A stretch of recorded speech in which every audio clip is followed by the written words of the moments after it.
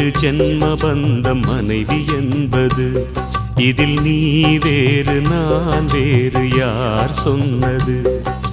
கல்யாணமே ஒரு தெய்வீகமே, சம்சாரமே அதன் சந்தோஷமே, ஒரு வானும் நிலவும் பிரிந்து வாழுமா? ஏழேழு ஜென்ம பந்தம் மனைவி என்பது, இதில் நீ வேறு நான் வேறு யார் சொன்னது?